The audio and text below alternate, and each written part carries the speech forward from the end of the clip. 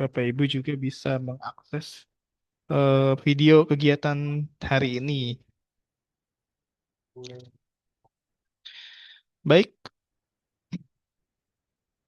bagi Bapak Ibu yang sudah masuk di dalam ruangan Zoom meeting, diharapkan mengubah nama di Zoom ini sesuai dengan format nama dan asal koperasi.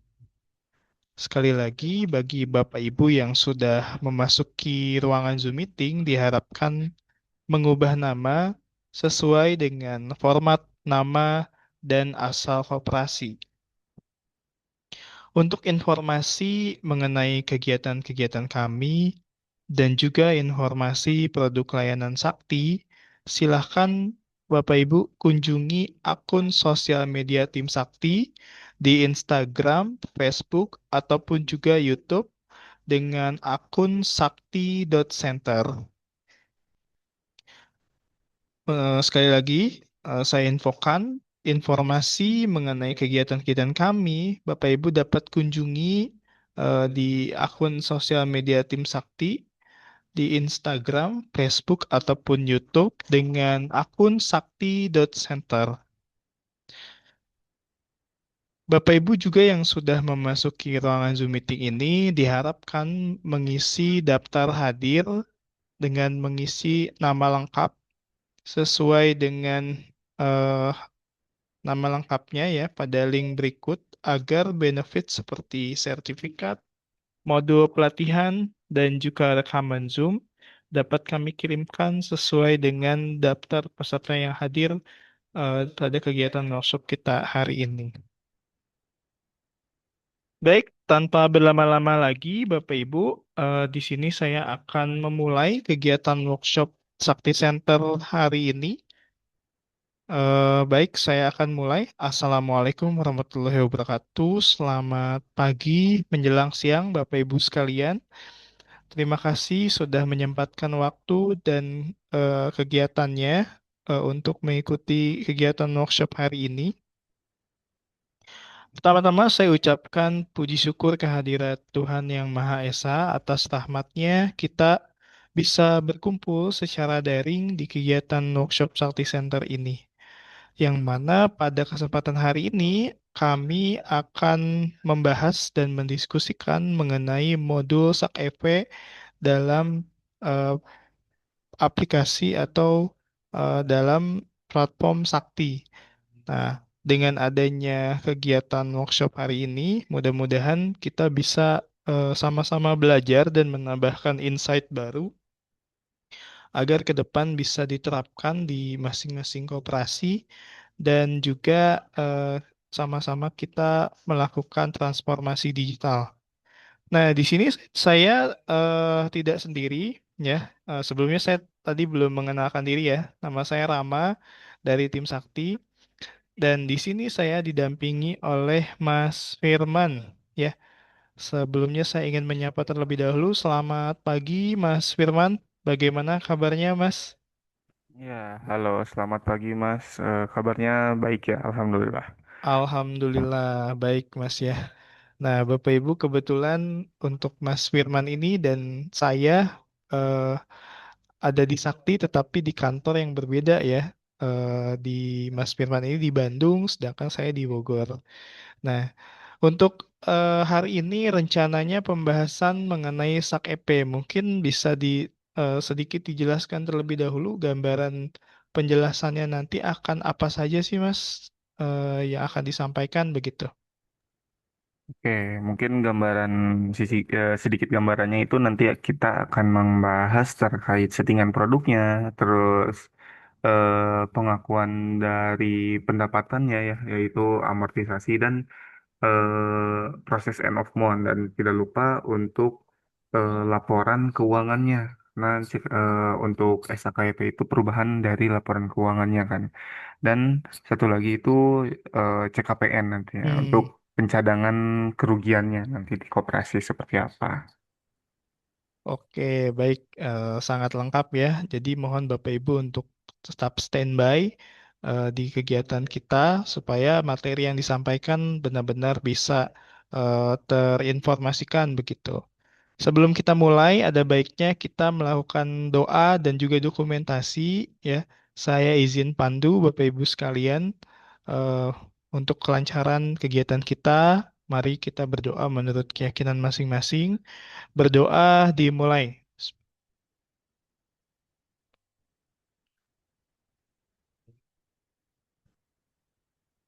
Berdoa dicukupkan.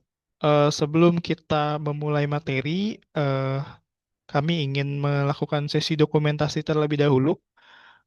Boleh diaktifkan terlebih dahulu ya, Bapak Ibu. Di sini sudah ada beberapa peserta ya, dari Diskop UKM, kemudian Pak Abdul, Ibu Lita, kemudian dari Kopdit Gentiaras ya, kemudian ada CU Kabanjahe dan Pak Ribut Budianto. Boleh diaktifkan terlebih dahulu agar kita bisa dokumentasi. Bisa diaktifkan kameranya, Pak, Bu.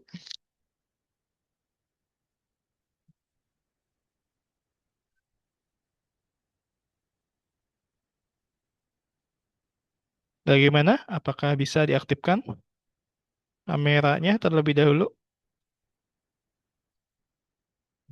Oke, baik. Untuk mempercepat, kita langsung saja ya. Saya akan aba-aba. Pak Abdul Majid bisa diaktifkan? Nah, oke. 3, 2, 1. 3, 2, 1. Oke, baik Bapak Ibu.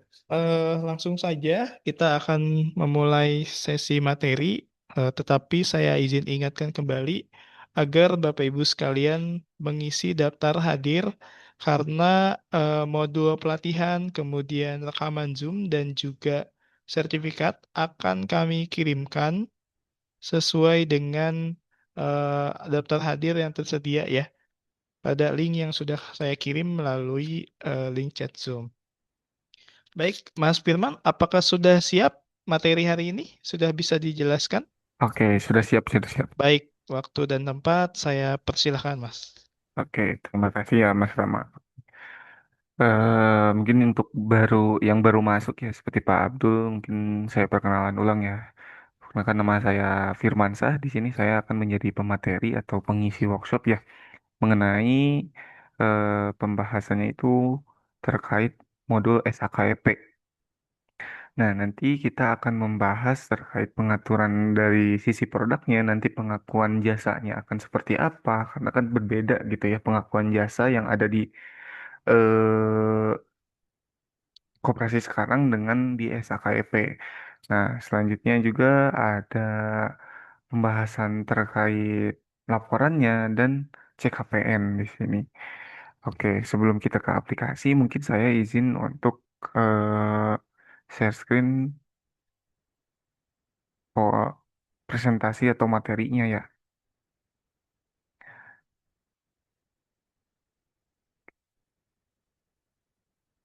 Sudah terlihat atau belum? Masih waiting? Ya, sudah terlihat, Mas, Oke. PPT-nya. Nah, kita pertama membahas materinya terlebih dahulu ya sebelum ke aplikasinya nanti. Nah,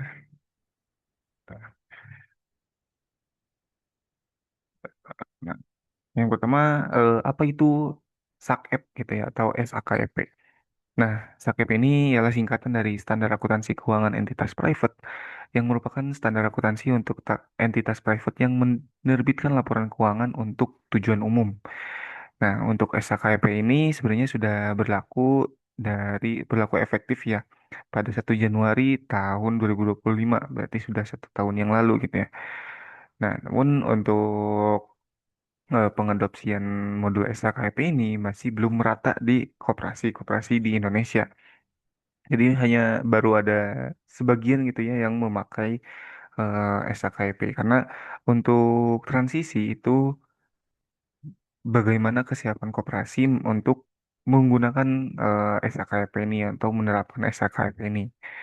Nah, untuk SKKP ini diadopsi penuh dari FRS for Small and Medium Enterprise dan untuk modulnya sendiri lebih sederhana dari SAK umum namun lebih kompleks dari SAK HMKM di sini.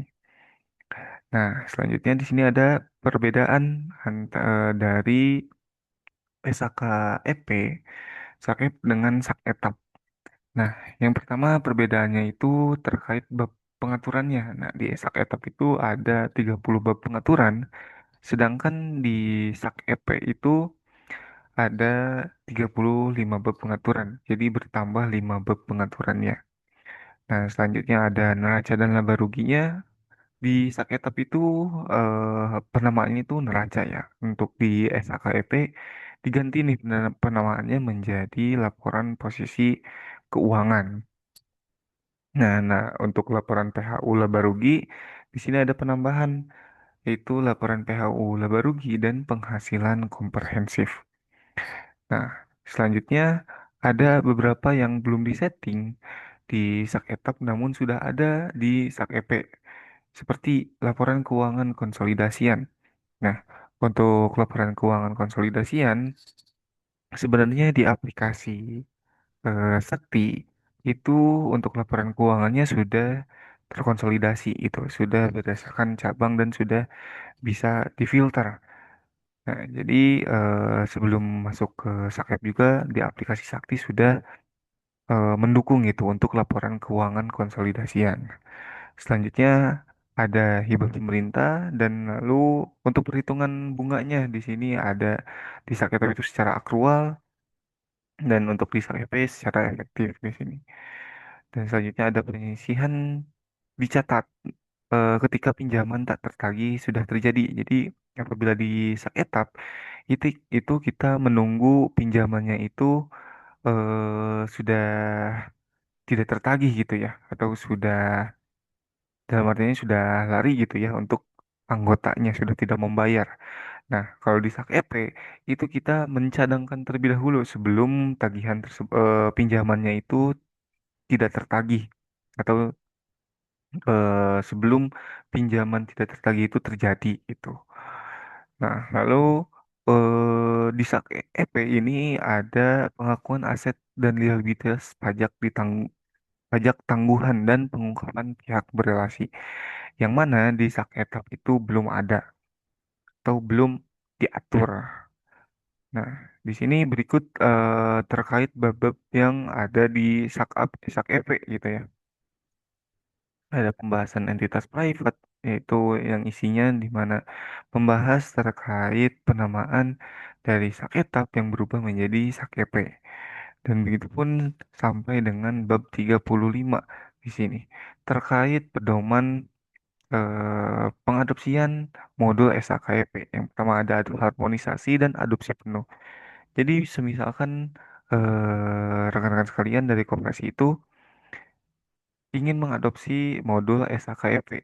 Nah, jadi untuk pengadopsiannya itu harus penuh gitu ya. Tidak boleh memakai hanya untuk misalkan menu laporannya saja gitu, tapi untuk menu eh, pengakuan jasanya, terus proses end-of-month-nya itu tidak dipakai gitu, atau CKPN-nya itu tidak dipakai hanya untuk laporan keuangannya saja gitu. Nah, itu tidak bisa. Jadi harus semuanya dipakai atau semuanya diterapkan di koperasi untuk SAKP ini. Nah, untuk harmonisasi di sini, jadi apabila koperasi itu menggunakan SAKP bisa secara harmonisasi, jadi berjalan gitu ya. Jadi tidak perlu langsung memakai atau langsung diterapkan semua modulnya, kita perlahan gitu. Dari proses end of month, lalu pengaturan laporannya, dan nanti dari proses CKPN-nya gitu. Nah, jadi dua domain ini yang harus diterapkan di transisi SAKEP gitu ya. Oke, kita mungkin langsung lanjut ke aplikasinya saja ya di sini. Ini stop share terlebih dahulu saya.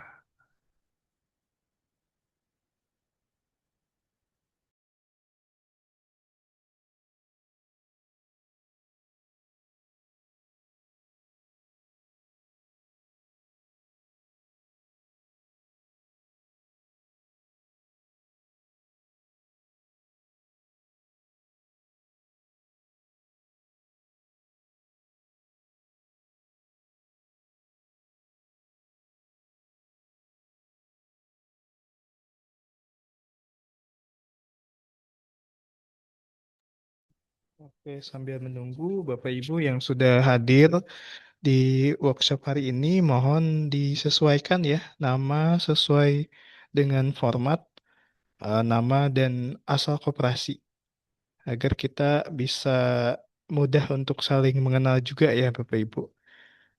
Nah, informasi terkait kegiatan kami dan informasi produk layanan Sakti, Bapak Ibu bisa mengunjungi di akun sosial media Tim Sakti, di akun Instagram, Facebook, ataupun YouTube dengan nama akun sakti.center.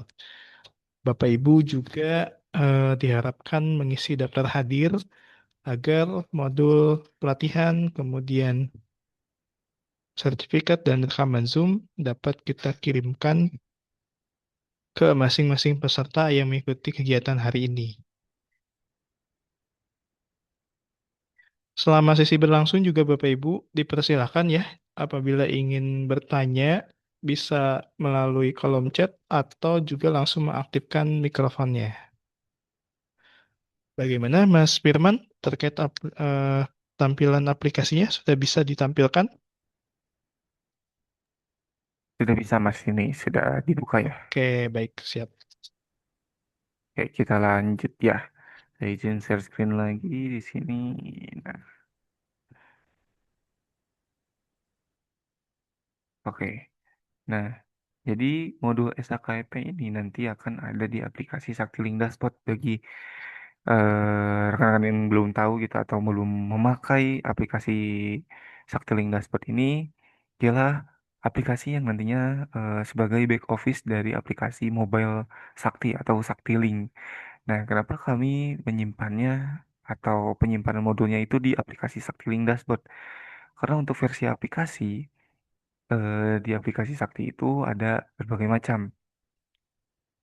Nah, maka dari itu kami menyimpan di Saktiling Dashboard itu karena alasan versinya gitu. Jadi agar versinya sama semua karena untuk Saktiling Dashboard ini pasti versinya sama, tidak akan berbeda. Jadi semua koperasi yang eh, memakai Sakti itu bisa memakai aplikasi atau modul SAKP-nya di aplikasi Saktiling Dashboard. Oke. Nah, nanti modulnya akan muncul di paling bawah berwarna hijau, modul SAKP. Nah, sebelum masuk, nanti apabila untuk aksesnya atau apa namanya hak akses ke modul SKKP ini bisa diberikan terlebih dahulu di menu pengaturan manajemen pengguna seperti itu. Dan saya sekarang masuk terlebih dahulu. Nah, ini tampilan untuk modul SKKP gitu ya.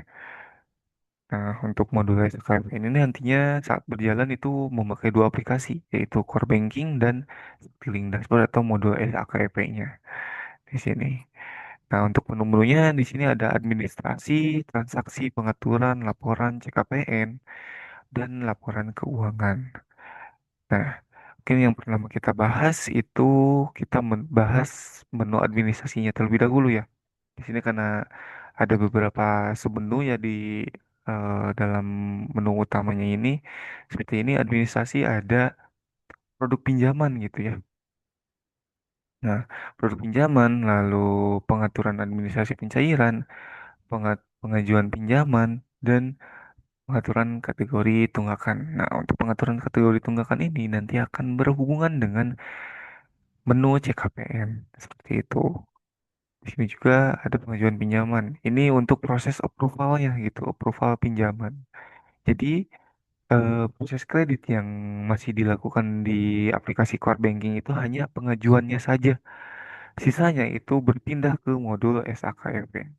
Mungkin bagi Bapak Ibu sekalian yang kemarin sempat mengikuti terkait materi simpan pinjam itu pasti familiar dengan pengajuan pinjaman gitu di aplikasi Sakti. Nah, kita masuk ke produk pinjamannya terlebih dahulu ya di sini. Nah, sebelumnya untuk produk pinjaman ini settingnya hanya sedikit gitu ya. Hanya ada perkiraan pencairan dan jasanya gitu. Perkiraan jasa pinjamannya itu akan masuk ke akun mana. Nah, sekarang ini berbeda, ada tambahan lagi. kas penampung, pencairan, lalu jasa yang diakrual, dan potongan-potongan seperti provisi dan biaya administrasi lembaga di sini. Nah, untuk settingannya, mungkin kita berikan contoh satu ya. Kita pakai umum anuitas di sini. Nah, untuk settingannya seperti ini ya. Nah, yang pertama kita bahas satu-satu ya. Untuk perkiraan debat pencairan nanti akan masuk ke piutang umum. Dan yang berkurang yaitu kas. Nah, karena eh, di SAKP ini akun kas utama koperasi sudah tidak bisa mengeluarkan nominal yang belum pasti, makanya kami lakukan berikan perbantuan yaitu kas penampung. Nah, kas penampung ini fungsinya untuk memproses potongan-potongan yang ada di koperasi. Seperti misalkan contohnya potongan provisi, lalu potongan administrasi, potongan simpanan, atau mungkin materai gitu ya. Nah, di prosesnya itu di eh, akun kas penampung ini. Nah, selesai apabila sudah selesai untuk potongan-potongannya dari kas penampung nanti akan dikembalikan ke kas lagi. Seperti itu. Nah, selanjutnya di sini ada perkiraan debit jasa akrual dan kredit jasa akrual. Nah, nanti saat angsur gitu ya, misalkan bunganya itu di 200.000. Nah, untuk 100.000-nya itu diakui sebagai pendapatan yang akan diterima atau jasa akrual gitu. Nah, nantinya apabila sudah ada pembayaran, sudah direalisasikan untuk pembayaran bulanannya itu dari jasa yang diakrual tadi atau yang masih di akun pendapatan jasa yang akan diterima itu akan digeser nantinya. Nah, digesernya ke akun perkiraan kredit jasa yang diakui dan perkiraan debit jasa yang diakui dan kredit jasa yang diakui di sini. Bentar. Debit jasa yang diakui dan kredit jasa yang diakui. Nanti karena untuk akun pendapatan bunga yang akan diterima ini posisinya di aktiva atau di aset ya, ini di posisinya di debit gitu. Dan untuk kreditnya ini masuk ke jasa piutang. Jadi sudah diakui sebagai pendapatan apabila sudah diproses jasa akrual. Nah, selanjutnya di sini ada perkiraan untuk potongan provisi dan administrasi. Nah, untuk provisi ini nanti potongannya itu diamortisasi. Amortisasi itu apa gitu ya? Amortisasi itu proses pengakuan pendapatan, namun dengan cara bertahap gitu ya. Karena kan biasanya di koperasi atau CU pada umumnya itu untuk pendapatan provisi atau biaya administrasi itu diakui secara langsung di awal gitu semuanya. Misalkan pinjam 1 juta dan apa namanya provisinya itu di angka 50.000. Nah, 50.000 itu langsung diakui sebagai pendapatan apabila di aplikasi sekarang. Nah, untuk modul Saket ini berbeda. Misalkan pendapatan dari provisinya itu di angka 20.000 atau 50.000. Nah, 50.000 itu nanti akan dibagi sesuai dengan jangka waktu atau dijadikan pendapatan eh, koperasi itu sesuai dengan jangka waktu yang diajukan di awal atau sesuai dengan jangka waktu pinjamannya. Misalkan jangka waktunya 10 tahun gitu ya atau 10 bulan. Nah, dari 50.000 itu akan dibagi 10. Berarti dari setiap pengakuan jasa atau pengakuan potongannya atau pengakuan provisi dan biaya administrasi ini nanti eh, 1 bulannya itu hanya menerima 5.000 rupiah. Seperti itu. Nah, bawahnya ada debit pendapatan biaya administrasi dan kredit pendapatan biaya administrasi. Kenapa biaya gitu ya? Karena untuk administrasi di sini itu dibebankan kepada koperasi gitu. Contohnya seperti asuransi gitu ya. Mengasuransikan pinjamannya ke pihak ketiga. Nah, kalau seperti itu kan dari koperasi membayar ya ke pihak ketiganya atau ke jasa angsuransinya. Nah, untuk pembayarannya itu akan diakrual atau seperti tadi ya yang provisi diakui sebagai biayanya itu bertahap sesuai dengan jangka waktu yang telah ditentukan. Seperti itu. Nah, selanjutnya mungkin ini terlewat ya. Ada debat jasa yang disisihkan itu. Mungkin apabila dari koperasi rekan-rekan sekalian, apabila ada jasa yang disisihkan, misalkan jasanya itu masuk ke dana-dana kah, atau misalkan untuk dibagikan ke anggota kah. Nah, itu disettingnya di perkiraan debat jasa pinjaman disisihkan. Caranya, di sini ada persentase pendapatan jasa. Ini bisa disesuaikan terlebih dahulu persentase yang akan didapat koperasi itu berapa persen. Misalkan seperti ini, 80% itu akan didapatkan oleh koperasi gitu ya. Nah, untuk 20%-nya itu masuk ke pinjaman yang disisihkan. Seperti itu.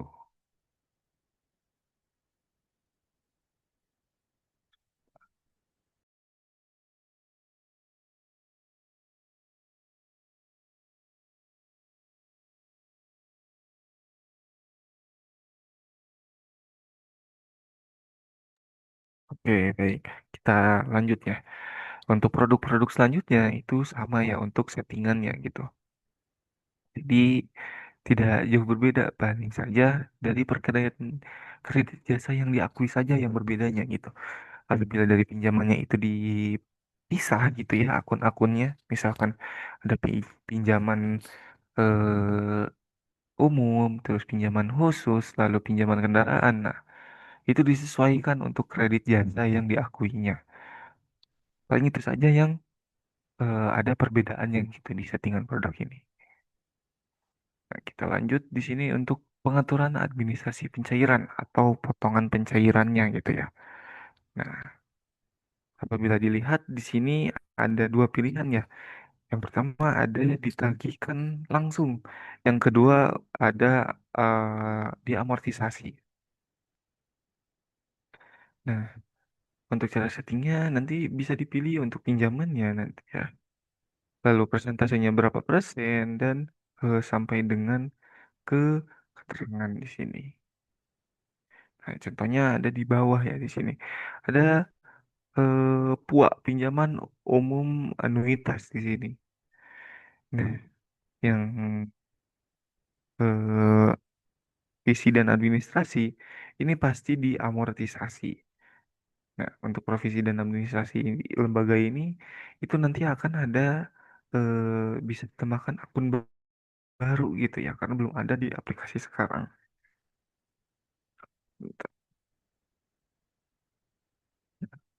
Misalkan gitu ya dari koperasi itu tidak menggunakan administrasi lembaga yang tadi gitu, ya bisa dinolkan dan nominalnya juga dinolkan. Seperti itu.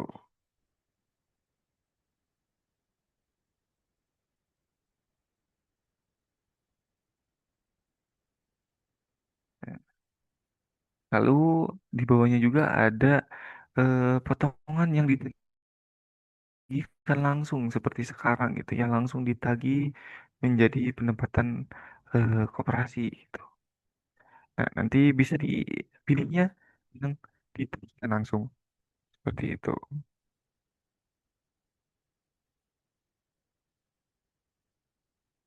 Nah, mungkin sampai sini apakah ada yang ingin ditanyakan terlebih dahulu? Oke, baik Bapak Ibu yang ingin bertanya dipersilakan melalui kolom chat atau langsung mengaktifkan mikrofonnya ya untuk kita bahas bareng-bareng juga ya Bapak Ibu. Bagaimana? Apakah ada yang ingin ditanyakan barangkali dari Diskop UKM, Pak Abdul, Pak Andi, kemudian Ibu Arihta, barangkali ada yang ingin ditanyakan mengenai SAK EP ini. Ibu Ine, Ibu Lenita, Ibu Lita, Ibu Riani, barangkali ada yang ingin ditanyakan. Silakan.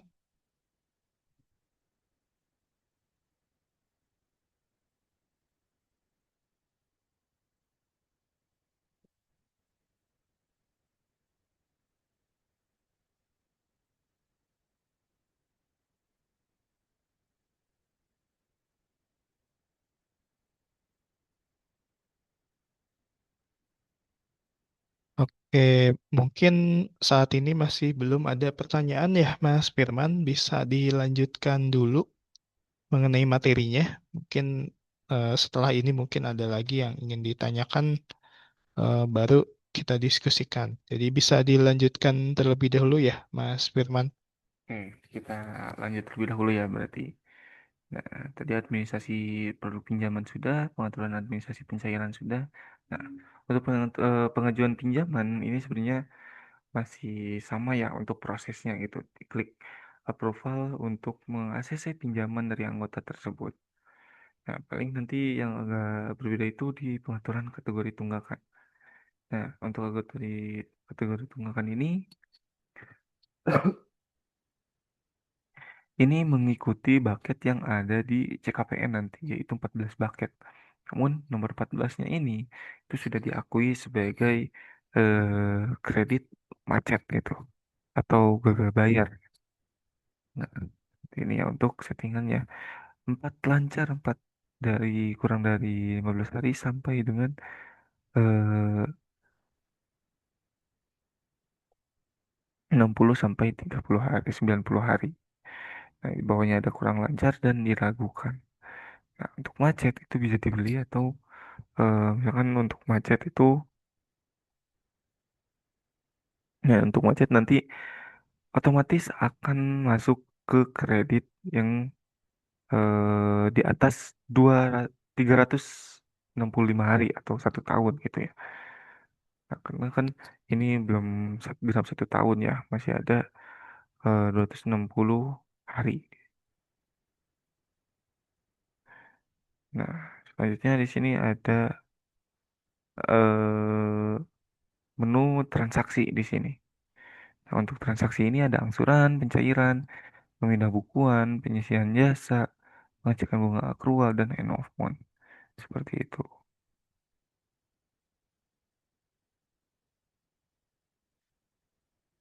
Hmm.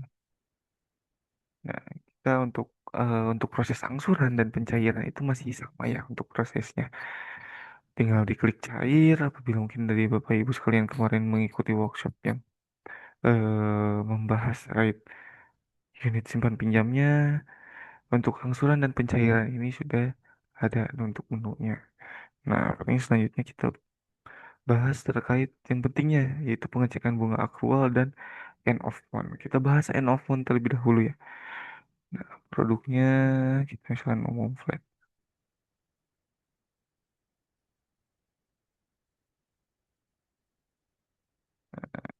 Sininya.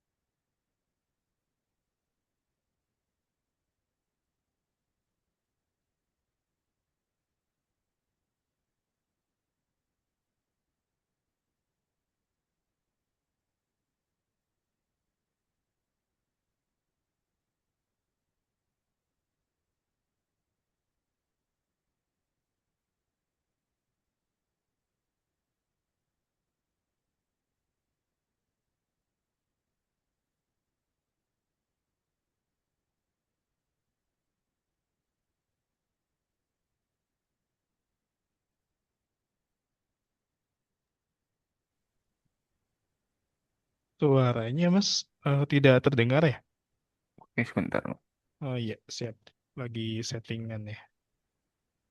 Oke, Bapak Ibu, saya izin mengingatkan kembali juga untuk mengisi daftar hadir, karena modul pelatihan, sertifikat, dan juga recording Zoom akan kami kirimkan sesuai dengan daftar hadir peserta. Jadi silakan Bapak Ibu mengisi link yang sudah saya kirimkan melalui kolom chat Zoom. Oke. Nah, nantinya untuk proses end of month gitu ya. Untuk proses end of month itu akan muncul seperti ini. Jadi ada angsuran bunga, lalu bunga akrual, dan di sini ada yang diamortisasi. Itu provisi dan biaya administrasi. Nah, untuk bunga akrual di sini ada dua tipe ya. Ada yang di sini nol gitu. Nah, ini untuk kolektibilitasnya, berhubungan dengan kolektibilitasnya. Kalau misalkan eh, seperti ini ya, merah gitu, terus nominalnya itu atau bunga akrualnya itu nol. Nah, ini kolektibilitasnya sudah tidak lancar. Maka dari itu sudah tidak diakui sebagai pendapatan gitu untuk bunga akrualnya. Karena kan sudah pasti dari anggotanya itu akan sulit membayar gitu atau bahkan tidak akan membayar untuk angsurannya. Nah, paling untuk ini ya, contohnya Dwi Cahyo. Bunga angsurannya 250, di sini ada bunga akrualnya itu 174.000 sekian. Nah, perhitungannya itu dari mana? Nah, untuk perhitungan bunga yang di akrual ini itu dihitung dari jatuh tempo atau pembayaran jatuh tempo pembayaran. Misalkan kita membayar di tanggal 10 atau 12 sekarang ya, 12 Maret gitu. Nah, perhitungannya itu dari setelah jatuh tempo atau setelah pembayaran jadi tanggal 13 dihitung sampai dengan tanggal akhir bulan 30 atau 31. Yang awalnya nanti bunga angsuran yang 250 ini akan menjadi dibagi sesuai bulan berjalan. Misalkan dibagi 30 atau 31, jadi dihitung sebagai bunga harian gitu. Nah, nanti rentan waktu dari angsuran misalkan tanggal 13 sampai dengan akhir bulan itu dikalikan rentangnya. Dapatlah bunga akrual di sini. Nah, lalu untuk sisanya bagaimana gitu ya. Nah, untuk sisanya berarti dari tanggal 1 sampai dengan tanggal 10 tanggal 12 itu akan langsung masuk ke pendapatan koperasi. Seperti itu. Nah, yang di akrual ini nanti masuk ke akun eh, pendapatan bunga yang akan diterima nantinya. Masuk ke situ terlebih dahulu. Misalkan kita proses ya di sini.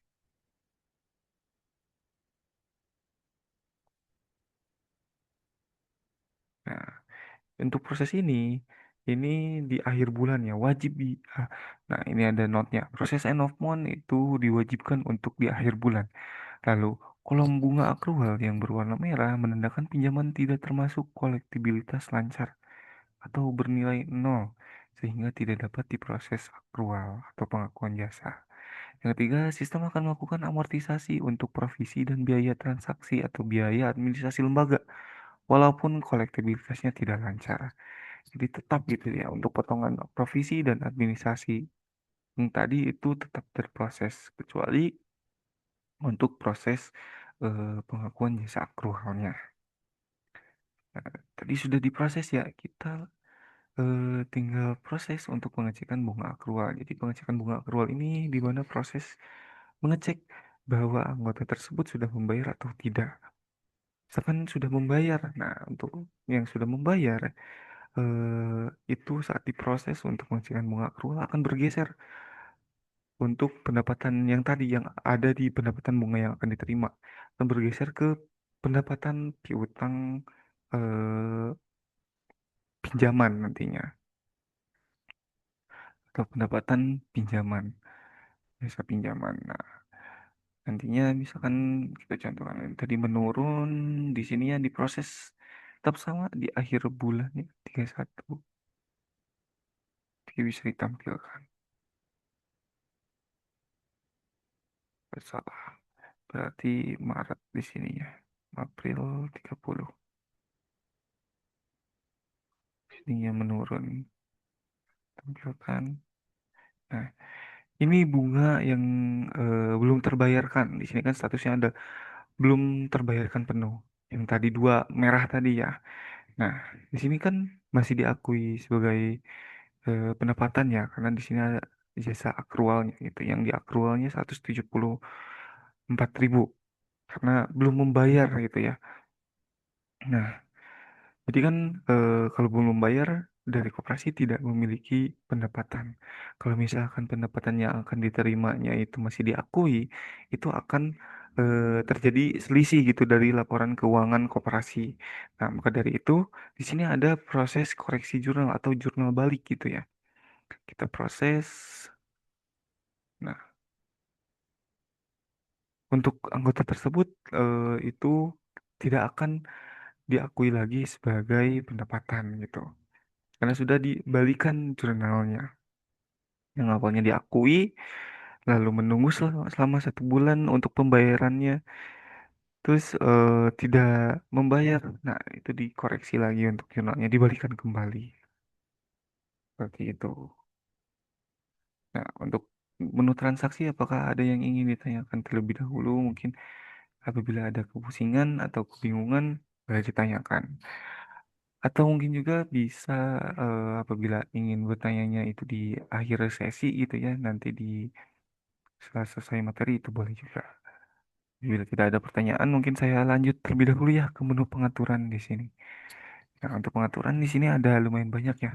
Ada pengaturan posisi keuangan, pengaturan laba rugi, pengaturan ekuitas, pengaturan arus kas, dan pengaturan CLK atau catatan atas laporan keuangan. Yang pertama kita edit terlebih dahulu atau penyesuaian terlebih dahulu untuk pengaturan posisi keuangannya. Nah, tampilan editnya seperti ini ya untuk pengaturan posisi keuangan. Ini untuk akun anaknya atau yang ada di dalam kas dan setara kas itu akan mengambil dari aplikasi core banking koperasi gitu. Jadi tidak perlu menambahkan satu-satu lagi kan ini lumayan banyak ya ada kas mobile, Sibuhar Kopdit. Nah itu tidak perlu ditambahkan satu-satu lagi. Tinggal dicari untuk nama akunnya lalu ditambahkan. Mungkin saya sambil share-nya full ya di sini. Nah, seperti ini. Lalu di sini ada tombol-tombolnya ya, atau tombol tombol tambah, tombol edit, tombol gear dan tombol sampah. Nah, mungkin saya jelaskan bentuk tombolnya ya. Nah, yang pertama tombol tambah yang paling atas nih, yang di baris pertama gitu. Atau di baris kedua. Nah, untuk ini nanti apabila ingin menambahkan akun dengan digit pertama, digit 1 digit ya, nanti menambahkannya di paling atas. Begitupun seterusnya ke bawah. Apabila ingin menambahkan akun digit kedua, digeser sedikit dengan yang sejajar dengan aset koperasi. Nah, yang ini. Yang terakhir, sini ada kas dan kas. Maju ke tombol tambah ini. Nah, di sini kan ada catatan nih. Apa itu? Untuk apa gitu? Untuk catatan itu. Nah, catatan ini nanti akan berhubungan dengan laporan atas catatan keuangan nantinya. Jadi untuk laporan keuangannya sendiri, di setup itu eh, formatnya itu akumulasi dari semua akun gitu. Jadi tidak detail di sininya. Misalkan setara kas gitu, total dari sini nanti akan muncul. Jadi tidak dari kas atau kas mobile itu tidak akan muncul nantinya. Nah, munculnya itu di laporan atas catatan keuangan seperti itu. Nah, ini ada bank. Nah, ini untuk kontrolnya hanya seperti ini saja ya. Nantinya yang ada perbedaan itu di arus kas dan laba rugi karena itu ada perhitungannya sedikit. Nah, kita geser ke laba rugi. Nah, untuk laba rugi untuk pengaturannya sama ya di sini. Ini sama seperti yang tadi.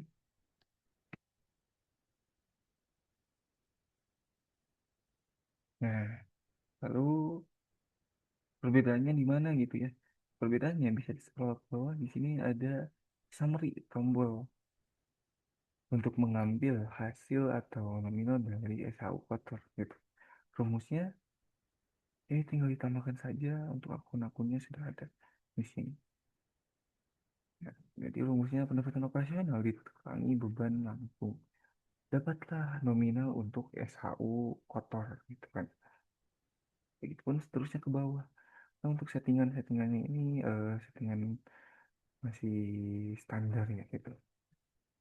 Nanti bisa apabila dari rekan itu implementasi dari modul SAPP-nya, ini bisa disesuaikan kembali dan nanti mungkin dijelaskan kembali saat pelatihannya.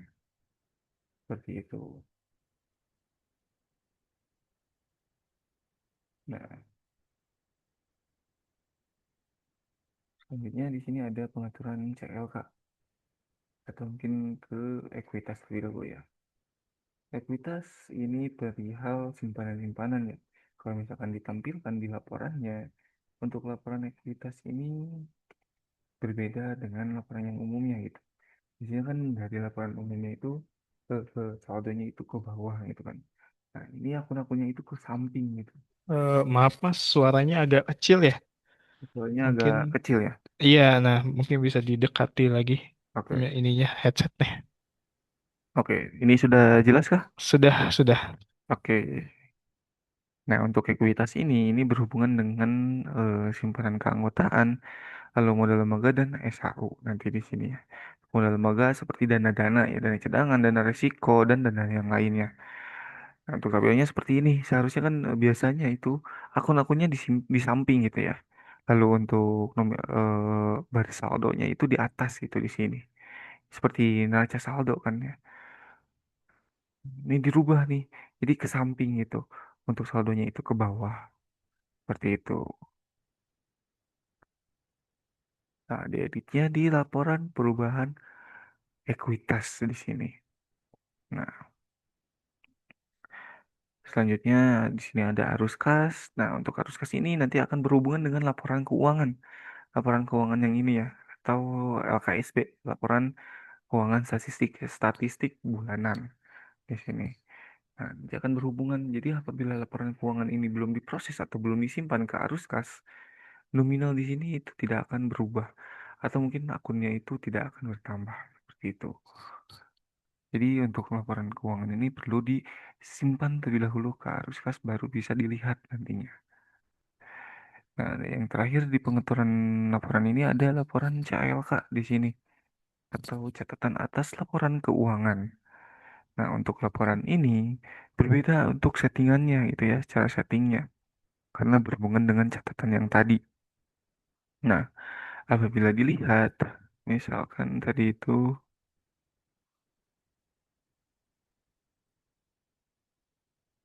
nah ini saja yang murah ya, yang gampang. Nah, ini terkait kas dan setara kas. Untuk catatannya ini 2C3 gitu. Dua ini kepalanya, C ini subnya, dan ini isinya. Tiga itu. Nah, apabila dilihat nomor dua, nah ini babnya ya. Ikhtisar kebijakan akuntansi yang penting. Lalu subbabnya itu C ya, nah, terkait kas dan setara kas. Dan isinya ini akan menampilkan tabel. Tabelnya itu tabel kas dan setara kas yang detailnya gitu. Nah, ini kas dan setara kas 3. Seperti itu untuk CALK.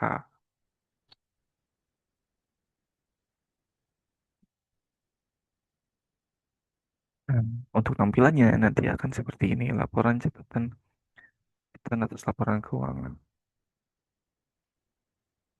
Akan seperti ini. Detailnya akan di bawah. Ini untuk detailnya. Kalau misalkan posisi keuangan itu rekap nominalnya, nah, tidak akan terdetail. Kas dan secara kas berapa, bank berapa, piutang anggota berapa, tidak akan ada detailnya gitu ya. Itu. Nah,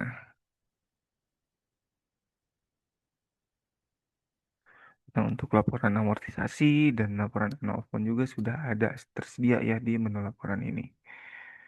Nah, untuk pengaturan, apakah ada yang ingin ditanyakan terlebih dahulu? Karena mungkin dari setiap peserta di sini agak berbeda nih cara tangkapnya gitu. Kalau misalkan ingin mencoba nanti mungkin bisa hubungi dari tim bisnis atau mungkin di tim Sakti nantinya, tim support Sakti. Untuk penjelasan yang lebih detailnya, mungkin saya kembalikan terlebih dahulu ke Mas Rama untuk pertanyaan apabila ada pertanyaan di sini. Oke, baik. Bapak Ibu yang ingin bertanya bisa langsung mengaktifkan mikrofonnya atau juga dengan mengirim pesan di kolom chat Zoom ya mengenai pemaparan yang sudah disampaikan Mas Firman terkait aplikasi SAK EP-nya. Bagaimana dari rekan-rekan sekalian? Ada yang ingin ditanya terlebih dahulu?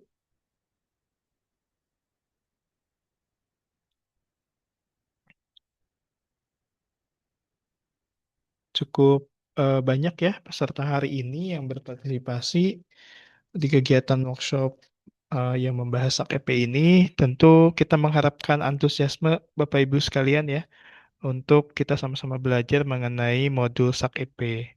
Bagaimana dari rekan-rekan ada yang ingin ditanyakan? Barangkali dari Pak Abdul, Pak Anang, Pak Andi, Pak Ari, Ibu Arifta, Pak Giri Putra. Nah, di sini sudah ada yang bertanya ya, Mas Firman, di kolom chat Zoom dari Ibu Vita Rahametwan CUAH. Izin bertanya untuk laporan depresiasi aktiva tetap, apakah sama dengan si Cundo yang biasanya gitu ya? Nah, Boleh. untuk Hmm. izin menjawab ya, Ya, silakan Mas. untuk laporan depresiasi itu tetap di sekundonya gitu, tidak berpindah dengan ke modul SAKEP. Jadi untuk penambahannya, lalu misalkan untuk jaminan untuk depresiasi itu tetap di Sikundo gitu, tidak ikut berpindah ke modul SKKP. Yang berpindah itu hanya proses kreditnya saja gitu. Tadi kan sudah disampaikan untuk pengajuan tetap di aplikasi Sikundo. Namun dari persetujuan sampai dengan angsuran itu berpindah ke modul SKKP. Jadi nanti di modul SKKP ini akan dihilangkan proses pembukaan rekening juga. Jadi rekeningnya itu sudah terbuka otomatis. Hanya itu saja yang berpindah. Untuk laporan depresiasi tetap sama. Oke, sama-sama Ibu. Baik, terima kasih Ibu Vita atas pertanyaannya. Nah, Bapak Ibu yang lain yang ingin bertanya, kami persilahkan. Barangkali dari Ibu Ika ya, dari Kendal, kemudian Ibu Ine, Ibu Lenita, Ibu Lita, Pak Zamzami, Ibu Riani ya, kemudian Pak Vicky, barangkali ada yang ingin kita tanyakan atau diskusikan, tentu sangat terbuka ya, supaya kita bisa benar-benar belajar mengenai modul SAK-EP di aplikasi Sakti ini yang nantinya mudah-mudahan bisa diterapkan ya di koperasi Bapak Ibu sekalian.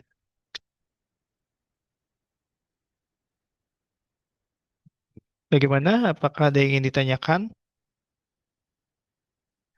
Untuk materi, Mas Firman, apakah masih ada yang ingin disampaikan atau sudah selesai semua, Mas? Untuk materi ini tinggal di CKPN-nya ya di sini. Prosesnya Oke, seperti apa gitu. oke, baik. Kalau begitu, sambil berjalan ya, menunggu rekan-rekan yang ingin bertanya, langsung saja ke bagian CKPN-nya ya, Mas. Oke, Silakan, Mas. oke kita lanjut berarti ya. Sambil menunggu pertanyaan dari teman-teman koperasi, nah kita lanjut ke CKPN di sini. Nah, untuk CKPN di sini untuk perhitungannya itu ada kolektif dan individu. Nah, perbedaannya ini bila kolektif itu dibarengkan atau disatukan gitu ya untuk perhitungannya. Kalau individu ini per satu individu saja kan.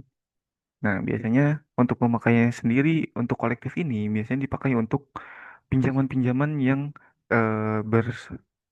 nominalnya itu tidak lebih dari 100 juta gitu ya. Karena nanti apabila disatukan dari pencadangan untuk CKPN-nya itu akan membengkak gitu ya. Makanya dipisah biasanya untuk pinjaman yang di atas 100 juta itu atau misalkan di atas 50 juta itu ke CKPN individu di sini. Jadi agar tidak membengkak ke pinjaman yang lainnya gitu. Nah, sebelum ke perhitungannya, kita bahas terkait LGD-nya terlebih dahulu ya. Ini ada LGD expected recovery dan LGD collateral shortfall di sini. Nah, perbedaannya di sini untuk expected recovery ini hanya terkait pinjaman yang tidak tertagih saja. Nah, untuk LGD collateral shortfall ini ada hubungannya dengan agunan. Kita bahas satu-satu ya. Kita bahas LGD expected recovery-nya terlebih dahulu. Nah, oke. Nah, ini untuk LGD expected recovery. Jadi untuk LGD ini atau singkatan dari last given default ini untuk expected recovery itu sesuai dengan namanya gitu ya. Dari koperasi itu masih berharap bahwa anggota yang sebelumnya itu sudah tidak membayar pinjamannya atau pinjamannya sudah ditutup, itu kembali mengangsur terkait sisa pinjamannya. Misalkan sisanya itu 5 juta lagi gitu. Nah, aku sih berharap nih untuk 5 juta itu dilunasi oleh anggotanya. Atau mungkin minimal itu dibayarkan setengahnya gitu ya. Atau 2,5 juta berarti kan ya. Nah, nanti bisa ditambahkan di sini untuk kasus-kasus seperti itu gitu. Misalkan ada anggota yang kabur gitu ya dari pinjamannya. Atau misalkan sudah lama tidak tertagih, nanti bisa di sini. Nah, nomor rekeningnya ini bisa dimasukkan misalkan nomor rekening yang sudah ditutup. Di sini ya, di sini ada PU 10. PU 10 dengan saldo 10 juta dan tahun hapusnya atau tahun penutupan rekeningnya itu di tahun berapa? Nah, biasanya yang diambil itu di 5 tahun ke belakang gitu ya. Berarti sekarang tahun 2026, 5 tahun ke belakangnya itu di tahun 2021. Nah, berarti range tanggalnya seperti itu. Misalkan tahun penutupannya atau tahun hapusnya gitu ya. Itu di tahun 2022 dengan suku bunga 24% contohnya. Kita simpan. Nah, nantinya akan masuk ke sini. Ini PU 10. Oh, jangan PU 10 sudah ada ya. PU 11. Kita update. Ini PU 11 ya. Nah, ini sudah misalkan dari koperasi sudah mendata nih pinjaman-pinjaman yang sudah tidak tertagih selama 5 tahun ke belakang. Nah, nanti apabila ada anggota dari data LGD ini yang membayar gitu ya, itu bisa klik icon mata hijau ini,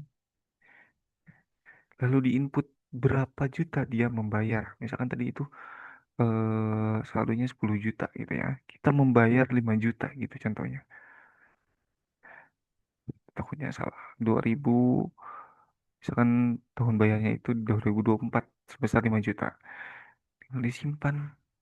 Nah, nantinya dari nilai LGD-nya ini akan berkurang karena sedikitnya itu sudah terrecovery sebesar 5 juta gitu. Tinggal 5 juta lagi nih. Jadi LGD-nya lalu nanti perhitungan CKPN-nya itu akan sedikit berkurang untuk persen nominalnya. Nah, selain bisa ditambahkan satu-satu, di sini juga ada import. Untuk import ini ada import rekening hapus buku yang tadi itu ditambahkan sebelum recovery dan ada input recovery-nya atau angsurannya gitu kan. Bisa di-download template-nya nanti bisa disesuaikan. Seperti itu. Nah, lalu ada LGD collateral shortfall yang berhubungan dengan agunan di sini. Nah, di sini juga masih ada import ya. Apabila misalkan datanya itu lebih dari 100 kan. Kalau misalkan ditambahkan satu-satu itu lumayan memakan banyak waktu kan. Makanya kami sediakan import di sini. Nah, untuk collateral shortfall ini perlu ditambahkan dua. Jadi misalkan anggota tersebut memiliki jaminan gitu ya. Nah, di expected recovery itu ditambahkan, misalkan takutnya gitu ya dari anggotanya itu tidak ingin mengorbankan jaminannya itu untuk dijual. Jadi memilih untuk membayar gitu. Nah, contohnya PU.11. Tahun hapusnya tadi itu 2022, saldonya 10 juta, suku bunga 24%. Agunannya itu misalkan sepeda motor nih, nilai jualnya itu di 15 juta dan tahun eksekusinya belum ada gitu ya, belum dieksekusi. Bisa, misalkan nilai tahun eksekusi dan nilai eksekusi ini bisa diisikan nol atau misalkan diisikan tahun. Bisa diklik simpan. Nah, ini ya, tahun eksekusinya belum ada, nilai eksekusinya belum ada. NVP-nya masih belum terbayarkan. Nah, shortfall-nya ini atau hutangnya ini masih 10 juta nih. Nah, nanti apabila sudah tidak akan membayar gitu tuh yang di LGD expected recovery-nya, ini baru bisa digunakan. Misalkan ingin dijual untuk agunannya gitu ya. Di tahun 2024, motornya laku gitu dengan harga 12 juta. Nah, otomatis kan nilai eksekusi ini sudah menutup nih dari saldo tunggakannya. Tuh, malah lebih 2 juta gitu. Nah, yang 2 jutanya ini dikembalikan lagi ke koperasi. Apakah akan dikembalikan lagi ke anggota atau misalkan di eh, menjadi hak koperasi gitu. Misalkan kita update di sini. Nah, PU 11 2012. VP-nya 11 juta di sini. Dan shortfall-nya atau hutangnya ini sudah nol. Seperti itu. Nah, di sini juga akan mempengaruhi nilai persentase LGD-nya. Jadi 32% ya di sini. Karena di sini ada yang eh apa pinjamannya itu 150 juta. Gara-gara satu ini LGD-nya itu akan menjadi besar. Nah, kita contohkan misalkan nilai eksekusinya itu di 150 juta kan ya. Nah, LGD-nya ini langsung turun drastis. Makanya untuk pinjaman-pinjaman yang besar itu misalkan bisa dipisahkan saja untuk prosesnya ke eh, pengecekan CKPN yang individu nantinya. Nah, kalau misalkan sudah ditambahkan nih untuk LGD-nya gitu yang expected recovery dan collateral shortfall di sini. Nah, tinggal dihitung saja untuk CKPN-nya. Kita pakai perhitungan CKPN kolektif saja ya di sini.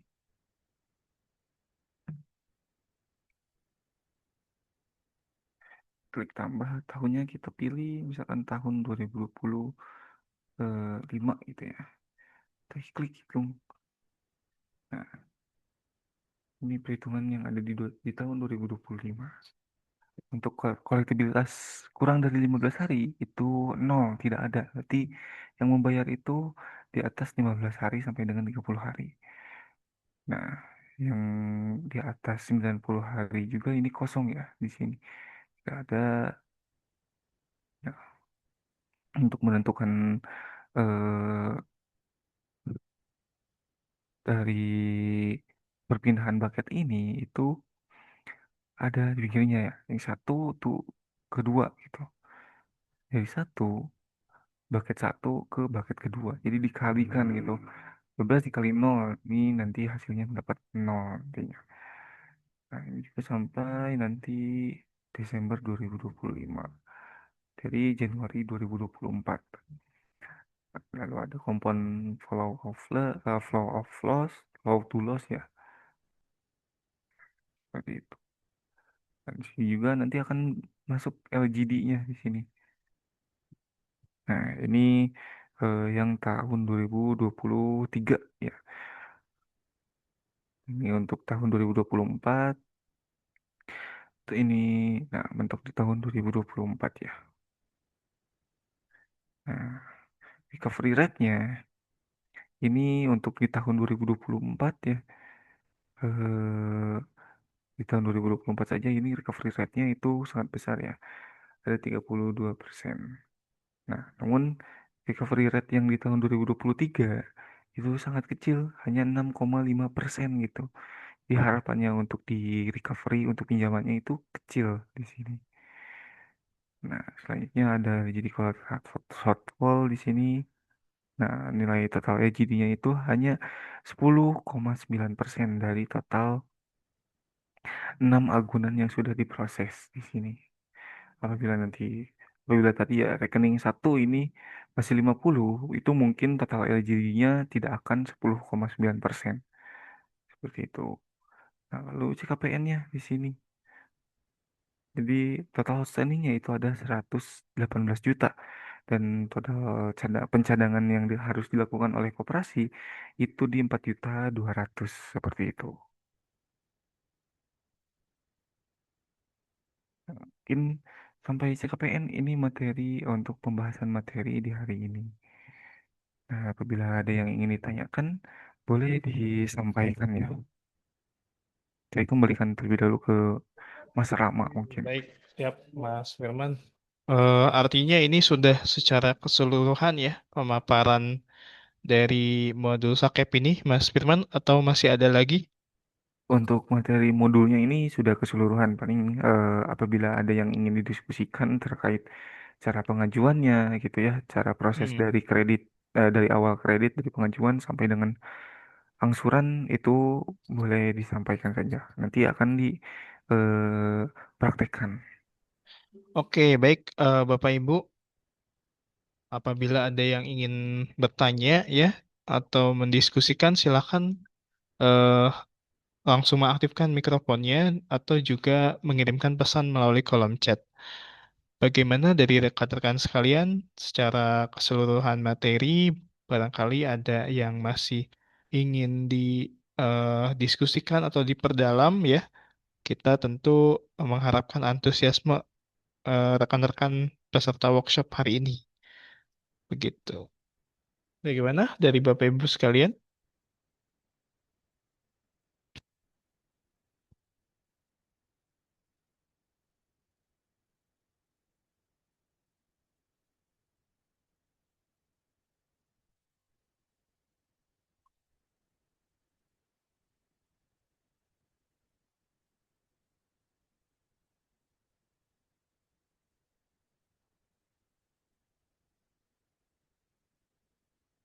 Oke, kembali saya ingatkan ya kepada rekan-rekan untuk mengisi daftar hadir kegiatan workshop kita yang telah kami kirimkan melalui kolom chat karena benefit seperti rekaman Zoom, modul pelatihan, dan juga sertifikat kami kirimkan sesuai dengan peserta yang mengisi daftar hadir.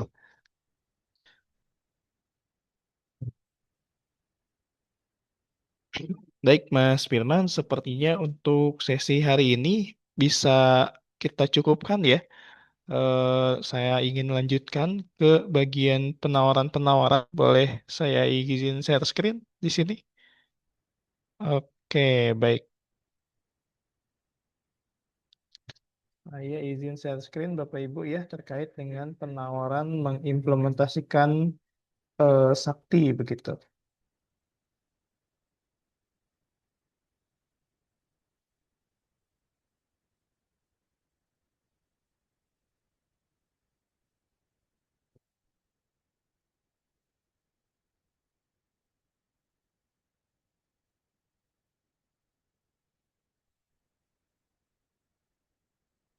Apakah sudah terlihat Bapak Ibu? Sudah terlihat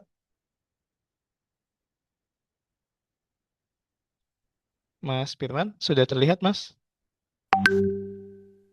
Sudah, Mas.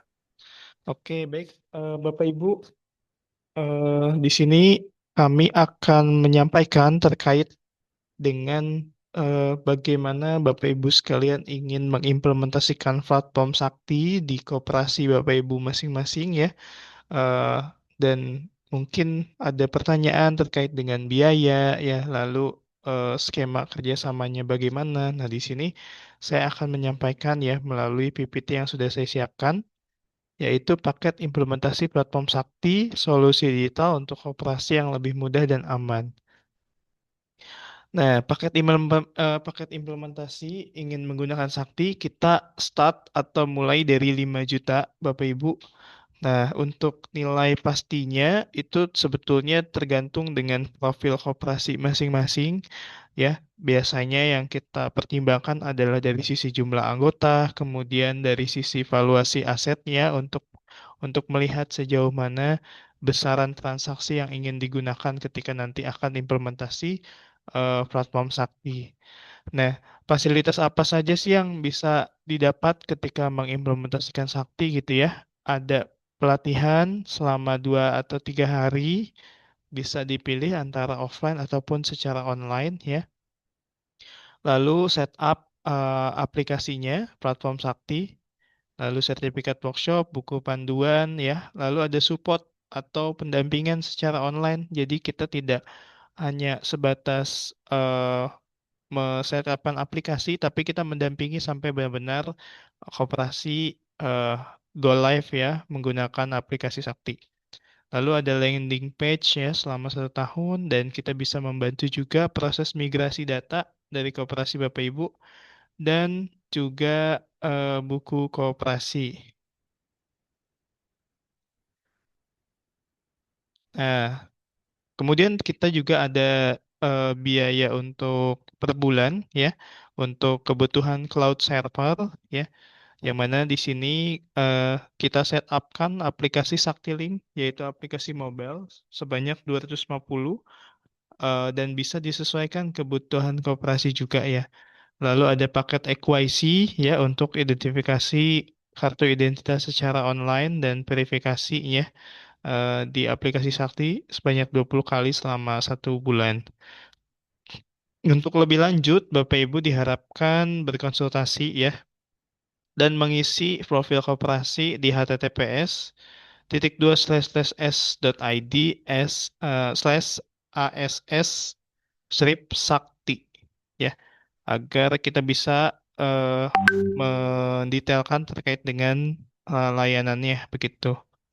Nah, kita juga ada dukungan berupa program Sakti Community. Program Sakti Community ini adalah program yang sangat sangat cocok untuk koperasi yang saat ini masih kategorinya baru ya ataupun masih dalam tahapan berkembang dan sebetulnya ingin melakukan digitalisasi, tetapi ada kebutuhan pembiayaan yang belum tercukupi. Nah, kita ada biaya yang lebih terjangkau yaitu senilai 1,5 juta. Kita bisa set up kan aplikasinya ya selama 6 bulan ya dan juga bisa dilakukan perpanjangan. Nah, setiap koperasi di Sakti Community ini akan mendapatkan aplikasi yang tentu memiliki akun dan data yang terpisah serta aman ya. Sistemnya itu berjalan dalam satu komunitas ya, dan juga koperasi tetap mendapatkan akses fitur utama platform Sakti. Nah, Sakti Community ini akan sangat membantu bagi koperasi-koperasi Bapak Ibu yang masih tahapannya sedang berkembang ya atau masih baru begitu. Nah, tujuan Sakti Community ini ya tentu untuk menekan pembiayaan awal ya, mempermudah koperasi digitalisasi, membangun ekosistem koperasi dan menjadi tahapan awal ya.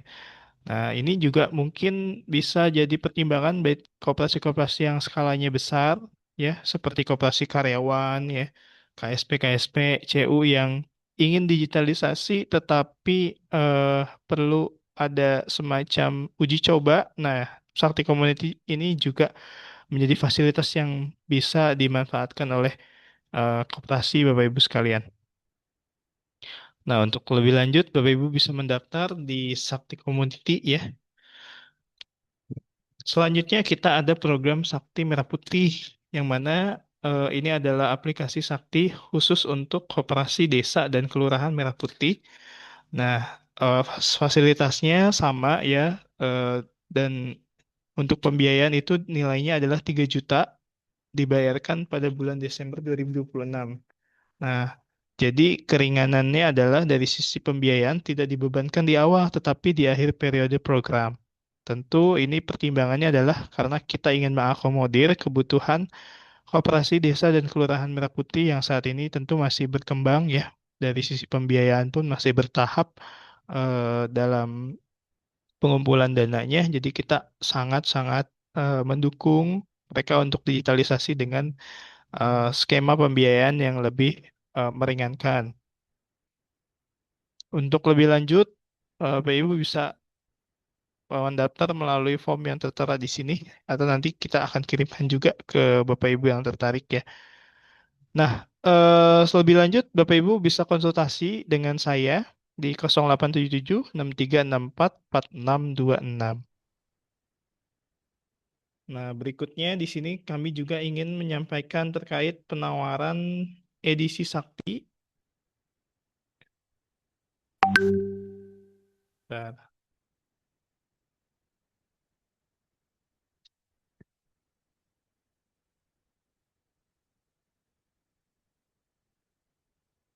Nah, di sini kita ada penawaran mengenai mesin edisi ya. Untuk koperasi Bapak Ibu yang saat ini memerlukan atau ada kebutuhan untuk mesin edisi, nah kita sudah ada edisi Sakti.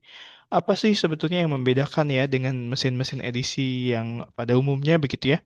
Dengan adanya edisi Sakti ini sudah terkoneksi dengan platform Sakti ya dan bisa melakukan proses login Saktiling melalui edisi Sakti.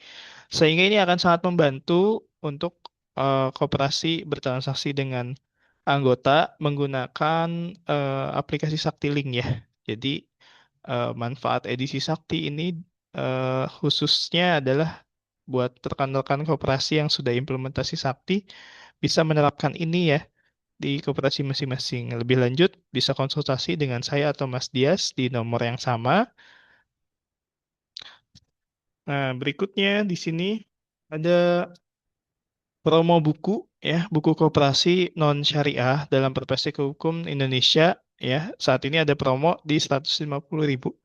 Bapak Ibu yang berminat bisa langsung mendapatkan atau mengorder buku ini di s.id/buku koperasi.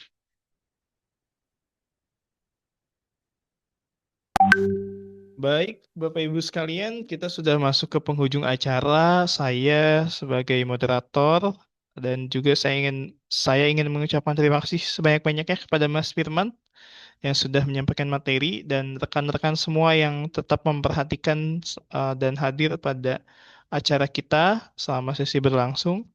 Mudah-mudahan dari kegiatan ini kita bisa sama-sama mendapatkan manfaat ya untuk pengetahuan dan menambah wawasan kita semua. Akhir kata, saya ucapkan mohon maaf apabila ada kekurangan dan terima kasih. Mudah-mudahan kita bisa berjumpa di kesempatan berikutnya. Demikian, selamat siang. Wassalamualaikum warahmatullahi wabarakatuh. Terima kasih, Bapak Ibu sekalian. Sama.